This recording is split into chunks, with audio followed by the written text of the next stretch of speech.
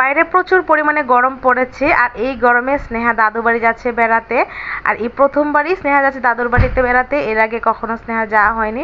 শুধু স্নেহা না, স্নেহার আম্মু হচ্ছে প্রথমবার যাচ্ছে শ্বশুরবাড়িতে।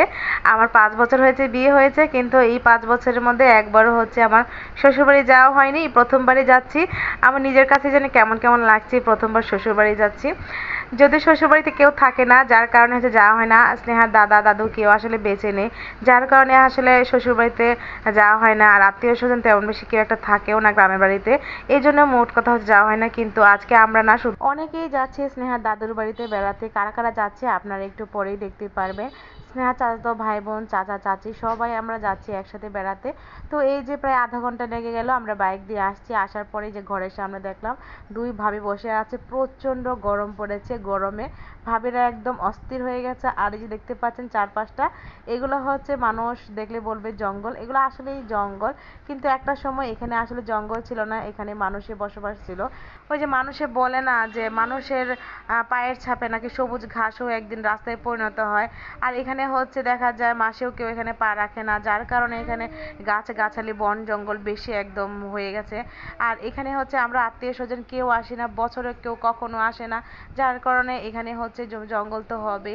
আর মানুষ আসা যাওয়া না করলে তো রাস্তাঘাট যা কিছু বলেন না কেন, বাড়ি ঘরের মধ্যেও হচ্ছে গাছগাছালি ভরে যায়। আসলে আগাছা পরিষ্কার করার মতো এখানে কেউ নেই, যার কারণে এইসব হচ্ছে বাড়ির ভিতরে হচ্ছে জঙ্গল হয়ে গেছে। একটা সময় নাকি এটা জঙ্গল ছিল না, এখানে মানুষের হাঁটা চলার পথ ছিল। তারপরও বাচ্চারা এখানে এসে কেন জানি না অনেক বেশি আনন্দ পাচ্ছে। যাই হোক, বাচ্চাদের জন্মস্থান বলে কথা, বাচ্চাদের বাবার জন্মস্থান এটা, বাচ্চাদেরও তো জন্মস্থান। ওরা এসে আসলে অনেক বেশি আনন্দ পাচ্ছে। আর এই যে ফুলগুলো দেখতে পাচ্ছেন, এগুলো হচ্ছে একটা জংলি ফুল।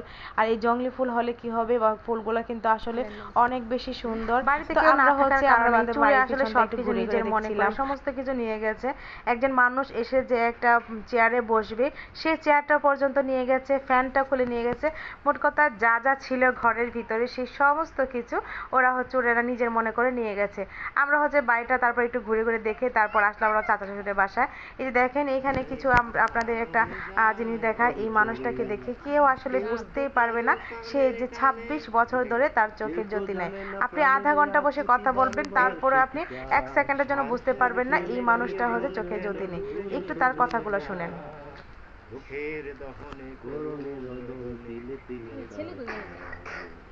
তুমি একটু টান দাও। তুমি কি দেখেছো প্রভু, এটা গান আর জীবনের পরাজয়।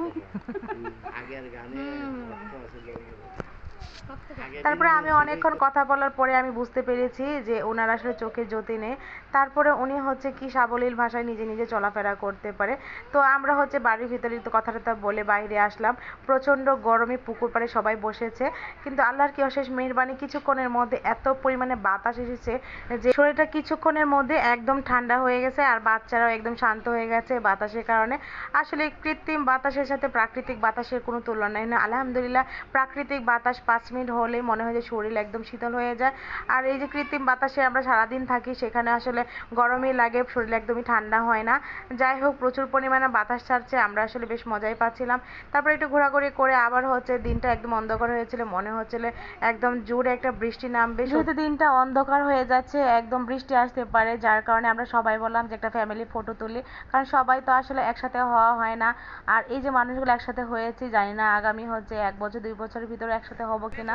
তো সবাই একটু ফ্যামিলি ফটো তুলে নিলাম। প্রথমে হচ্ছে সবাই তুললাম, তারপর ভাইজানেরা, তারপরে বাচ্চারা, তারপরে আমরাও হচ্ছে একটু ফটো তুলে তারপরে চলে আসলাম। আর এই বাজারে আসতে দেখেন কি পরিমাণে বৃষ্টি শুরু হয়েছে, একদম ভিজে ভিজে সব একাকার হয়ে গেছে। ভিজে তারপর হচ্ছে বাড়িতে আসলাম। তো আসার আগে হচ্ছে পাগলা মরিচ সবাই একটু দাঁড়ালো, একটু পাগলা মরিচ দেখে তারপর হচ্ছে চলে আসলাম। তো এই যে আজ ভিডিওটা আজ এই পর্যন্ত। ভালো থাকবেন সবাই, আল্লাহ হাফেজ।